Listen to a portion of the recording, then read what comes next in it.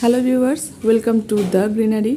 আপনারা দেখতে পাচ্ছেন আমি যে ভিডিওটি করছি সেই গাছটি হলো বেল বা অ্যারাবিয়ান জাসমিন, কিন্তু হয়তো যেটা আমরা লক্ষ্য করছি না বা দেখছি না যে কত ছোট একটি টবে এটি বসানো রয়েছে এবং এত ছোট টবে থাকা সত্ত্বেও 15+টার মধ্যে ফুল ফুটে রয়েছে।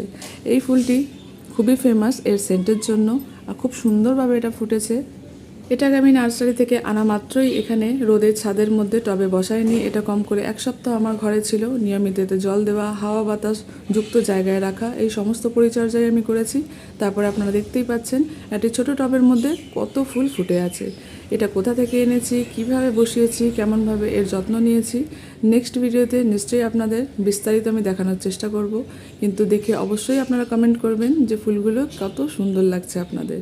আজকের ভিডিও ছোট, তাই এখানেই শেষ করলাম। সঙ্গে থাকুন আর দেখতে থাকুন দ্য গ্রিনারি।